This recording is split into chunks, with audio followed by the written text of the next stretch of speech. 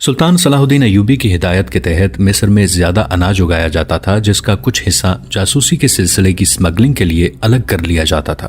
Sudan کے جو تاجر مصری تاجروں کے ساتھ کاروبار کرتے تھے، ان میں زیادہ تر جاسوس تھے جو مصر کے لیے کام کرتے تھے۔ انہیں جاسوس مصری جاسوسوں نے بنایا تھا۔ جاسوسی کا یہ طریقہ کامیاب ہوا تو سلطان ایوبی نے حکم دے دیا تھا کہ سوڈان کو اناج اور زیادہ سستا دو تاکہ یہ سلسلہ سارے سوڈان میں جال کی طرح پھیل جائے۔ چنانچہ جال پھیلا دیا گیا اور سوڈانی فوج اور حکومت کی ہر ایک نقل و حرکت قاہرہ میں نظر آنے لگی۔ علی بن سفیان نے سرحد کے ساتھ اپنے 2-3 ہنگامی مرکز بنا دیے تھے۔ جو ہی کوئی خبر ادھر سے آتی، سرحد کے کسی مرکز کو دے دی جاتی تھی، جہاں سے برق رفتار گھوڑوں کے ذریعے قاہرہ پہنچا دی جاتی تھی۔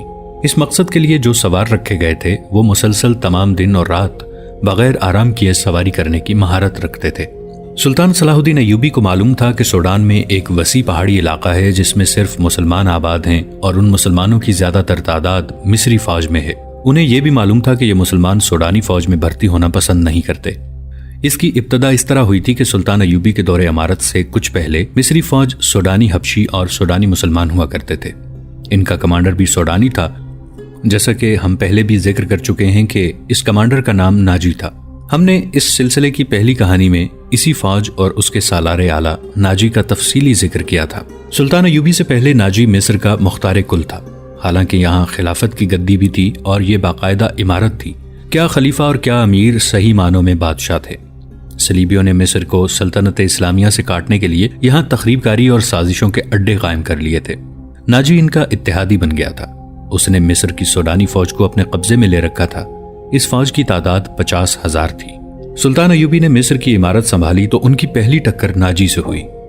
سلطان ایوبی نے نور الدین زنگی مرحوم سے منتخب اور جانباز دستوں کی کمک منگوا کر مصر کی 50,000 سوڈانی فوج توڑ دی۔ ان کے بعد سالاروں کو قید میں ڈال دیا اور نئی فوج تیار کر لی۔ تھوڑے ہی عرصے بعد انہوں نے یہ حکم نامہ جاری کیا کہ سوڈان کی اس معزول فوج کے جو لوگ حلف وفاداری کے ساتھ خلوص نیت سے مصری فوج میں شامل ہونا چاہیں، انہیں بھرتی کر لیا جائے۔ سوڈان کے وہ تمام مسلمان جو اس فوج میں تھے واپس آ گئے۔ وہ جان گئے تھے کہ انہیں غیر مسلم سازش کا اعلی کار بنایا گیا تھا۔ سلطان ایوبی کی فوج میں شامل ہو کر انہوں نے جب صلیبیوں کے خلاف 2-3 معرکے لڑے اور سلطان ایوبی کو انہوں نے قریب سے دیکھا تو ان کا ایمان تازہ ہو گیا۔ فوجی ٹریننگ کے ساتھ ساتھ انہیں دین و ایمان اور ملی وقار کے واعظ بھی سنائے جاتے اور انہیں بتایا جاتا تھا کہ ان کا دشمن ان کے مذہب کا دشمن ہے، جس کی نظر میں اسلام کی بیٹیوں کی کوئی عزت اور عصمت نہیں۔ اب سلطان ایوبی کی جو فوج عرب میں لڑ رہی تھی اس میں خاصی نفری سوڈانی مسلمانوں کی تھی۔ قاہرہ کی انٹیلیجنس اس صورتحال سے بے خبر نہیں تھی کہ سوڈان کی حکومت وہاں کے مسلمانوں کو کئی ایک طریقوں سے قائل کرنے کی کوشش کر رہی ہے کہ مصری فوج میں جانے کے بجائے سوڈان کی فوج میں بھرتی ہوں۔ سوڈانیوں نے مسلمانوں پر تشدد کر کے بھی دیکھ لیا تھا۔ اس کے نتیجے میں سوڈان کا ایک اعلیٰ فوجی افسر خفیہ طریقے سے قتل ہو گیا تھا۔ سوڈان نے اس علاقے میں باقاعدہ فوج بھیجی تھی۔ مسلمانوں نے اسے پہاڑیوں اور وادیوں میں بکھیر کر مار ڈالا یا بھگا دیا تھا۔ مسلمانوں کو علاقے کا فائدہ حاصل تھا۔ چٹانیں اور پہاڑیاں انہیں آڑ مہیا کرتی اور تحفظ دیتی تھیں۔ یہ مسلمان جنگجو بھی تھے۔ سلطان ایوبی نے ان کے ساتھ علی بن سفیان کے شعبے کی وساطت سے رابطہ قائم رکھا ہوا تھا۔ مصری تاجروں کے قافلوں کے ذریعے ان مسلمانوں کو اتنا اسلحہ دے دیا تھا جس سے وہ سال بھر کے محاصرے میں لڑ سکتے تھے۔ انہیں چھوٹی منجنیقیں اور آتش گیر مادہ بھی پہنچا دیا گیا تھا جو لوگوں نے گھروں میں چھپا رکھا تھا۔ سلطان ایوبی کے منصوبے میں یہ شامل تھا کہ جنگی کارروائی سے یا دیگر ذرائع سے اس علاقے کو مصر میں شامل کرنا ہے تاکہ یہ مسلمان صحیح معنوں میں آزاد ہو جائیں۔ یہ علاقہ سرحد سے آدھے دن کی مسافت پر تھا۔ علی بن سفیان نے وہاں اپنے جاسوس بھیج رکھے تھے جو محض مخبر نہیں تھے، تجربہ کار لڑاکے اور چھاپا مار کمانڈو تھے۔ یہ مسلمان عسکری نوعیت کا خزانہ اور بڑی کارآمد جنگی قوت تھے۔ حالانکہ ان کی تعداد بمشکل 5,000 تھی۔ انہیں چھوڑ کر سوڈان کے پاس حبشی رہ جاتے تھے جن کے ہاں کوئی عسکری تاریخ اور جنگی روایت نہیں تھی۔ وہ ملازموں کی حیثیت سے لڑتے تھے۔ میدان جنگ میں ان کا رویہ یہ ہوتا تھا کہ ان کے دشمن کے پاؤں اکھڑنے لگیں تو شیر ہو جاتے تھے، اور اگر دشمن کا دباؤ بڑھ جائے تو محتاط ہو کر لڑتے اور پیچھے ہٹنے لگتے تھے۔ ان کی ٹریننگ کے لیے صلیبی پہنچ گئے تھے یا مصری فوج کے 2-3 غدار سالار زر و جواہرات کے لالچ میں سوڈان چلے گئے تھے۔ صلیبیوں اور ان کے مصری سالاروں کی بدولت سوڈان کی فوج میں کچھ اہلیت پیدا ہو گئی تھی۔ یہی وجہ تھی کہ سوڈانی حکومت مصر پر کھلا حملہ کرنے سے گھبراتی تھی، اور یہی وجہ تھی کہ وہ مسلمانوں کو اپنی فوج میں شامل کرنے کی کوشش کر رہی تھی۔ صلیبی مشیر جانتے تھے کہ 50,000 حبشیوں کی نسبت 5,000 مسلمان کافی ہیں۔ علی بن سفیان کو اطلاع ملی کہ مسلمانوں کے سوڈانی علاقے میں یہ واقعہ ہوا ہے کہ سوڈان کے قید خانے کے ایک سپاہی نے سوڈانی فوج کے کماندار کو قتل کر دیا اور مسلمانوں کے علاقے میں پناہ لے لی ہے۔ یہ خبر لانے والے جاسوس نے علی بن سفیان کو پورا واقعہ سنایا۔ اس نے اس سپاہی سے تصدیق کر لی تھی۔ سپاہی سے اس نے یہ بھی معلوم کر لیا تھا کہ اسحاق نام کا کماندار قید خانے میں زندہ ہے اور اسے اس مقصد کے لیے تیار کرنے کے لیے قید خانے میں اذیتوں کا نشانہ بنایا جا رہا ہے کہ وہ مسلمانوں کو سوڈان کا وفادار بنا دے۔ جاسوس نے یہ بھی بتایا کہ اس علاقے پر اسحاق کا اثر و رسوخ ہے۔ یہ ضروری معلوم ہوتا ہے کہ اسحاق کو قید خانے سے رہا کرایا جائے۔ علی بن سفیان نے جاسوسوں سے پوری رپورٹ لے کر مصر کے قائم مقام امیر العادل سے کہا، آپ جانتے ہیں کہ قید خانوں میں کیسا کیسا تشدد کیا جاتا ہے، ہم بھی تشدد کرتے ہیں، پتھر بھی بول پڑتے ہیں، کہیں ایسا نہ ہو کہ اسحاق سوڈانیوں کے رنگ میں رنگا جائے۔ یہ بھی معلوم ہوا ہے کہ ہمارے 2-3 اور مسلمان کمانڈر قید خانے میں ہیں، سب پر تشدد کیا جا رہا ہے۔ میں تو یہاں تک مشورہ دینے کو تیار ہوں کہ اپنے کچھ چھاپا مار مسلمانوں کے علاقے میں بھجوا دیے جائیں۔ میں یہ خدشہ دیکھ رہا ہوں کہ اپنے کماندار کے قتل کا انتقام لینے کے لیے سوڈانی فوج مسلمانوں پر حملہ کر دے گی۔ دوسرے ملک میں چھاپا مار بھیجنے کے لیے ہمیں ہر پہلو پر غور کرنا پڑے گا، العادل نے کہا۔ اس کا نتیجہ کھلی جنگ بھی ہو سکتی ہے، ہمارے پاس غور کرنے کے لیے وقت نہیں۔ علی بن سفیان نے کہا، ہمیں فوری طور پر 2 کارروائیاں کرنی پڑیں گی۔ کسی ذہین قاصد کو پیغام دے کر محترم سلطان کی طرف بھیجا جائے اور ان سے حکم لیا جائے، اور دوسری یہ کہ میں خود سوڈان میں داخل ہو کر مسلمانوں کے علاقے میں چلا جاؤں۔ وہاں کے حالات کا جائزہ لینا ضروری ہے۔ صحیح خاکہ صرف میری آنکھیں دیکھ سکتی ہیں۔ ہو سکتا ہے وہاں فوج حملہ نہ کرے، وہاں صلیبی موجود ہیں، وہ مسلمانوں کو توہم پرستی میں مبتلا کر کے ان کے نظریات اور عقیدوں کا رخ پھیر سکتے ہیں۔ مسجدوں میں اپنے مولوی بھیج کر لوگوں کو گمراہ کر سکتے ہیں۔ وہ ایسی چالیں مصر کے اندر آ کر بھی کر چکے ہیں۔ مجھے یہی ڈر ہے کہ مسلمانوں کے عقیدے اور ملی جذبے پر حملہ ہوگا۔ آپ جانتے ہیں کہ ہماری قوم میں یہ خامی ہے کہ دشمن کی جذباتی اور ہیجانی باتوں میں جلدی آ جاتی ہے۔ دشمن دیکھ چکا ہے کہ مسلمان کو میدان جنگ میں مارنا آسان نہیں۔ عقیدوں اور نظریوں کی معرکہ آرائی میں دشمن ایسے ہتھیار استعمال کرتا ہے کہ مسلمان ڈھیر ہو جاتے ہیں۔ اگر آپ اجازت دیں تو میں وہاں چلا جاؤں اور آپ بھی ایک قاصد سلطان محترم کی طرف روانہ کر دیں۔ آپ کی غیر حاضری میں آپ کی ذمہ داریاں کون سنبھالے گا؟ غیاث بلبیس، علی بن سفیان نے جواب دیا۔ اس کے ساتھ میرا ایک معاون زاہدین رہے گا۔ آپ کو میری غیر حاضری محسوس نہیں ہوگی؟ بہت بری طرح محسوس ہوگی، العادل نے کہا۔ آپ دشمن کے ملک میں جا رہے ہیں، اگر آپ واپس نہ آ سکے تو مصر اندھا اور بہرا ہو جائے گا۔ میں نہ ہوا تو قوم مر نہیں جائے گی، علی بن سفیان نے مسکرا کر کہا۔ افراد قوموں کی خاطر مرتے رہیں تو قومیں زندہ رہتی ہیں۔ سلطان صلاح الدین ایوبی یہ سوچ لیں کہ وہ مارے گئے تو قوم تباہ ہو جائے گی، تو وہ گھر بیٹھ جائیں اور سلطنت اسلامیہ پر صلیبی ہاتھ صاف کر جائیں۔ مجھے سلطان ایوبی کا یہ اصول بہت پسند ہے۔ وہ کہا کرتے ہیں کہ دشمن کا انتظار گھر بیٹھ کر نہ کرنا، اس پر نظر رکھو۔ وہ تیاری کی حالت میں ہو تو اس کے پہلو یا عقب میں چلے جاؤ۔ میں اسی اصول پر سوڈان جا رہا ہوں۔ دشمن نے مسلمان کے علاقے میں کامیابی حاصل کر لی تو ہم اپنے کون سے کارنامے پر فخر کریں گے؟ آپ چلے جائیں، العادل نے کہا۔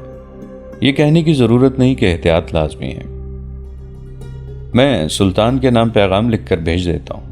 علی بن سفیان سوڈان میں داخل ہونے کی تیاریاں کرنے چلا گیا۔ العادل نے کاتب کو بلایا اور سلطان ایوبی کے نام پیغام لکھوانے لگا۔ اس نے سوڈان سے مسلمانوں کے علاقے کی اطلاع تفصیل سے لکھائی۔ یہ بھی لکھوا دیا کہ یہ پیغام اب تک پہنچنے سے پہلے علی بن سفیان سوڈان میں جا چکا ہوگا۔ العادل نے علی بن سفیان کے مشورے بھی لکھوائے اور سلطان صلاح الدین ایوبی سے پوچھا کہ کیا کرنا چاہیے۔ قاصد کو پیغام دے کر العادل نے اسے کہا کہ اسے ہر چوکی سے گھوڑا بدلنا ہے اور گھوڑے کی رفتار کسی بھی حالت میں سست نہیں ہوگی۔ کھانا پینا دوڑتے گھوڑے پر ہوگا۔ اگر راستے میں دشمن کے چھاپا ماروں کا خطرہ ہوا تو قاصد یہ پیغام ضائع کر دے گا۔ ان ہدایات کے ساتھ قاصد کو روانہ کر دیا گیا۔ عمرو درویش شہر سے بہت دور نکل گیا تھا۔ اس کے ارد گرد کوئی آبادی نہیں تھی۔ سورج غروب ہو رہا تھا۔ عمرو رات کے قیام کے لیے کوئی موزوں جگہ دیکھ رہا تھا۔ دور اسے درخت نظر آئے جہاں پانی بھی ہو سکتا تھا، لیکن اس کے پاس پانی کا ذخیرہ موجود تھا۔ اونٹوں کو پانی کی ضرورت نہیں تھی۔ وہ نخلستان سے دور قیام کرنا چاہتا تھا تاکہ صحرائی ڈاکوں سے بچا رہے۔ اس کے ساتھ مشی تھی جو سیاہ برقعے میں مستور تھی۔ یہ قیمتی لڑکی تھی، کسی ڈاکو کی نظر پڑ جانے سے اس کا بچنا ناممکن تھا۔ اسے ایک جگہ نظر آ گئی، اس نے اونٹ روکے اور وہیں خیمہ گاڑ دیا۔ اسے 2 شتر سوار اپنی طرف آتے نظر آئے۔ عاشی کو اس نے خیمے میں بھیج کر پردے گرا دیے اور خود باہر کھڑا ہو گیا۔ اس کے چوغے میں تلوار چھپی ہوئی تھی، خنجر بھی تھا اور خیمے میں 2 کمانیں اور بہت سے تیر بھی تھے۔ شتر سواروں کو اپنی طرف آتا دیکھ کر وہ سوچنے لگا کہ یہ ڈاکو ہوئے تو وہ کیا ان کا مقابلہ کر سکے گا۔ اسے یہ اطمینان تھا کہ مشی صرف دل بہلانے والی لڑکی نہیں، وہ لڑ بھی سکتی ہے۔ تیر اندازی کی بھی اسے تربیت حاصل تھی۔ وہ صلیبیوں کی تیار کی ہوئی تخریب کار لڑکی تھی۔ شتر سوار آ رہے تھے۔ عمرو درویش نے منہ انہی کی طرف رکھا اور مشی سے کہا، کمان میں تیر ڈالو، اگر یہ ڈاکو نکلے تو پردے کے پیچھے سے تیر چلا دینا۔ شتر سوار خیمے کے قریب آ کر رکے۔ ایک نے اونٹ کی پیٹھ سے ہی پوچھا، تم کون ہو، کہاں جا رہے ہو؟ عمرو درویش نے ہاتھ آسمان کی طرف کر کے جھومتی ہوئی آواز میں کہا، جس کے سینے میں آسمان کا پیغام ہو اس کی کوئی منزل نہیں ہوتی۔ میں کون ہوں مجھے بھی معلوم نہیں۔ کبھی کچھ ہوا کرتا تھا، آسمان سے ایک پیغام آیا، میرے سینے میں اتر گیا، ذہن سے یہ نکل گیا کہ میں کون ہوں، میں کہاں جا رہا ہوں۔ میرے سینے میں جو روشنی اتر آئی ہے وہ بتا سکتی ہے، اس میں میرے ارادوں کا کوئی دخل نہیں۔ میں آگے جا رہا تھا، صبح کو شاید پیچھے کو چل پڑوں۔ دونوں اونٹوں سے اتر آئے۔ ایک نے کہا، آپ تو کوئی پیغمبر معلوم ہوتے ہیں، ہم دونوں مسلمان ہیں، کیا آپ غیب کی خبر دے سکتے ہیں؟ ہم گنہگاروں کو سیدھا راستہ دکھا سکتے ہیں؟ میں بھی مسلمان ہوں، عمرو درویش نے وجد کی سی کیفیت میں کہا۔ تم بھی مسلمان ہو، مجھے تمہاری تباہی نظر آ رہی ہے۔ میں بھی تمہاری طرح پوچھتا پھرتا تھا کہ سیدھا راستہ کون سا ہے، کسی کو معلوم نہیں تھا۔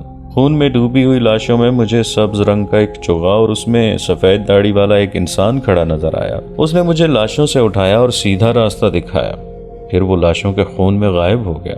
تم پہاڑیوں میں رہتے ہو تو صحراؤں میں چلے جاؤ، مصر کا نام دل سے اتار دو، وہ فرعون کا ملک ہے، وہاں جو بادشاہ آتا ہے اسے مصر کی مٹی اور وہاں کی ہوا فرعون بنا دیتی ہے۔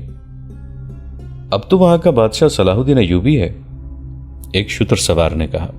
وہ پکا مسلمان ہے، اس کا نام مسلمانوں جیسا ہے، عمرو درویش نے ایسے لہجے میں کہا جیسے خواب میں بول رہا ہو۔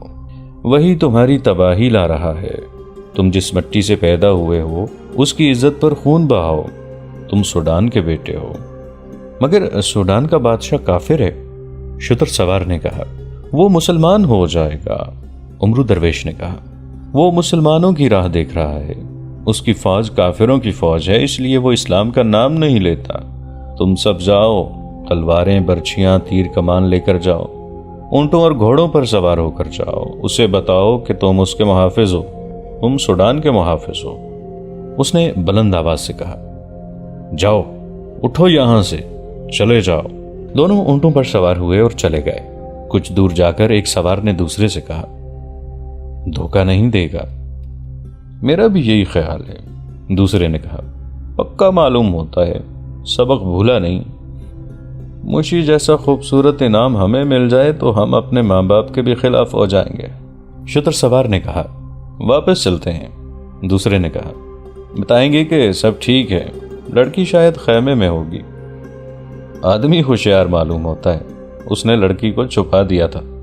اس نے کہا، میرا خیال ہے انہیں حفاظت کی ضرورت نہیں ہونی چاہیے، دوسرے نے کہا۔ سپاہی ہے، اس کے پاس ہتھیار بھی ہیں، تیر کمان بھی، ہوشیار ہے۔ یہ دونوں سوڈانی جاسوس تھے جنہیں یہ معلوم کرنے کے لیے عمرو درویش کے پیچھے بھیجا گیا تھا عمرو اسکیم کے مطابق کام کر رہا ہے یا نہیں۔ عمرو درویش نے بڑی اچھی اداکاری کی تھی جس سے یہ دونوں مطمئن ہو کر چلے گئے۔ یہ ڈاکو نہیں تھے، عمرو درویش نے خیمے میں جا کر مشی سے کہا۔ چلے گئے ہیں، یہ ڈاکوؤں سے زیادہ خطرناک تھے، مشی نے کہا۔ تم نے انہیں بڑے اچھے طریقے سے ٹالا ہے۔ پھر بولی، جنہوں نے تمہیں ادھر بھیجا ہے ان کے جاسوس تھے، عاشی نے کہا۔ یہ تمہیں دیکھنے آئے تھے کہ تم انہیں دھوکہ تو نہیں دے رہے، تم انہیں جانتی ہو؟ میں انہی کے درخت کی ایک ٹہنی ہوں، مشی نے کہا، ان سے کٹ کر گر پڑی تو سوکھ جاؤں گی۔ مجھے تم سے بھی محتاط رہنا پڑے گا۔ لڑکی ہنس پڑی اور بولی، تم نے خود ہی مجھے انعام کے طور پر مانگا تھا۔ رات وہ خیمے میں گہری نیند سوئے ہوئے تھے۔ عاشی کی آنکھ لگ گئی۔ باہر بھیڑیے غرا رہے تھے۔ اونٹ ڈر کر اٹھ کھڑے ہوئے اور عجیب طریقے سے بولنے لگے۔ مشی نے عمرو درویش کو جگایا اور اسے بتایا کہ وہ خوف کے مارے مر رہی ہے۔ عمرو درویش نے باہر کی آوازیں سنی تو مشی سے کہا، یہ بھیڑیے ہیں، قریب نہیں آئیں گے۔ اونٹ اٹھ کھڑے ہوئے ہیں، کوئی ڈر نہیں، بھیڑیے ان سے ڈر کے بھاگ جائیں گے۔ اچانک بھیڑیے آپس میں لڑ پڑے۔ ایسی خوفناک آوازیں آ رہی تھیں کہ مشی چیخ مار کر عمرو درویش پر جا پڑی۔ وہ بیٹھا ہوا تھا۔ اس نے مشی کو اس طرح اپنی آغوش اور بازوں کی پناہ میں لے لیا جس طرح ماں ڈرے ہوئے بچے کو چھپا لیا کرتی ہے۔ لڑکی کا سارا جسم کانپ رہا تھا۔ اس کے منہ سے بات نہیں نکل رہی تھی۔ بھیڑیے لڑتے لڑتے دور چلے گئے تھے۔ عمرو درویش لڑکی کو پرے کرنے لگا اور کہا، وہ چلے گئے ہیں، سو جاؤ۔ نہیں، عاشی نے اس کی آغوش سے سر نہ اٹھایا۔ دھیمی سی آواز میں بولی، ذرا دیر اور پڑے رہنے دو یہیں۔ عمرو درویش کو یہ صورت پسند نہیں تھی۔ اس کا خیال تھا کہ وہ اسے اپنے حسین جال میں پھانسنے کی کوشش کر رہی ہے۔ وہ اور زیادہ پتھر بن گیا۔ لڑکی کا جسم بڑا ہی گداز اور بال بہت ہی ملائم تھے۔ اس نے اتنی حسین لڑکی کو کبھی چھو کر بھی نہیں دیکھا تھا۔ اب محسوس کرنے لگا کہ لڑکی اسی طرح اس کی آغوش میں پڑی رہی تو وہ اس انگیخت کا مقابلہ نہیں کر سکے گا۔ وہ آخر انسان تھا اور تنومند مرد تھا۔ اس نے اپنے نفس کا مقابلہ شروع کر دیا۔ کچھ دیر بعد لڑکی نے سر اٹھایا۔ تاریکی میں اس کے چہرے کے تاثرات نظر نہیں آ رہے تھے۔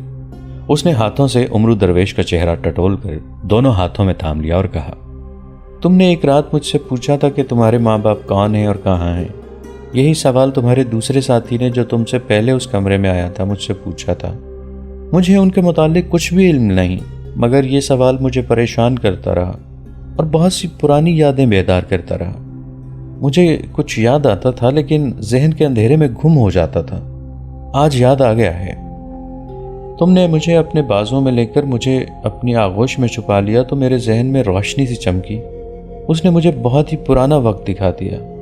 میں اس وقت بہت چھوٹی تھی۔ مجھے باپ نے اسی طرح سینے سے لگا کر مجھے اپنے بازوں میں چھپا لیا تھا۔ وہ چپ ہو گئی۔ وہ یادوں کی کڑیاں ملانے کی کوشش میں مصروف تھی۔ اچانک بچوں کی سی شوخی سے بولی، ہاں وہ میرا باپ تھا۔ ایسا ہی ریگستان تھا، معلوم نہیں رات تھی یا دن تھا۔ ہم ایک قافلے کے ساتھ جا رہے تھے۔ بہت سے گھوڑا سوار آئے اور قافلے پر ٹوٹ پڑے۔ ان کے پاس تلواریں اور برچیاں تھیں۔ یہ ڈراؤنا سا خواب ہے جو آج تمہاری آغوش اور بازوں کی گرمی سے ذہن میں زندہ ہو گیا ہے۔ مجھے باپ نے تمہاری طرح پناہ میں لے لیا تھا، یہ بھی یاد آ گیا ہے۔ میرے باپ کے بازو ڈھیلے پڑ گئے تھے اور وہ پیچھے کو گر پڑا تھا۔ اس نے ایک بار مجھے بازوں میں جکڑ لیا۔ ماں بھی یاد آ گئی ہے، وہ میرے اوپر گری تھی، شاید مجھے بچانے کے لیے گری تھی۔ پھر یاد آتا ہے کہ وہ ایک طرف لڑک گئی۔ پھر مجھے خون بھی یاد آتا ہے، کسی نے مجھے بازو سے پکڑ کر اٹھا لیا تھا اور کسی نے کہا تھا، خالص ہیرا ہے، جوان ہوئی تو دیکھنا۔ مجھے اپنی چیخیں بھی یاد آ گئی ہیں، میں آج رات کی طرح چیخی تھی۔ دماغ پر زیادہ زور نہ دو، عمرو درویش نے اس کے سر پر ہاتھ پھیرتے ہوئے کہا، میں ساری کہانی بوجھ گیا ہوں۔ تم مسلمان کی اولاد ہو، تم عرب یا فلسطین کی رہنے والی ہو۔ صلیبی مسلمانوں کے قافلوں کو لوٹ لیا کرتے تھے۔ اب بھی جو علاقے ان کے قبضے میں ہیں وہاں وہ مسلمانوں کے قافلوں کو لوٹ لیتے ہیں۔ وہ زر جواہرات اور تم جیسی خوبصورت بچیوں کو لے جاتے ہیں۔ میں جان گیا ہوں کہ تم یہاں تک کیسے پہنچی ہو۔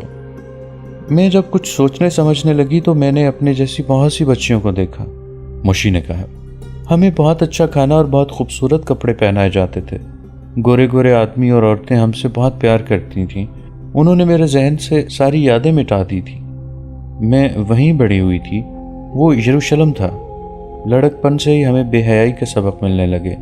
شراب بھی پلائی جاتی تھی، عربی زبان سکھائی گئی، پھر سوڈانی زبان سکھائی گئی۔ جب جوان ہوئی تو مجھے اس استعمال میں لایا جانے لگا جس میں تم نے مجھے دیکھا ہے۔ تیغ زنی اور تیر اندازی کی تو ہمیں مشق کرائی گئی تھی۔ دوستو، آج کے لیے اتنا ہی۔ اسی کہانی کی اگلی قسط کے ساتھ بہت جلد حاضر ہوں گے۔ نیچے کامنٹ سیکشن میں اپنی رائے کا اظہار ضرور کیجیے گا۔ ہمارے اس چینل کو سبسکرائب کر کے نیچے موجود بیل آئیکن کو بھی ضرور کلک کیجیے گا۔ اگلی ملاقات تک کے لیے ہمارا اور آپ کا اللہ نگہبان۔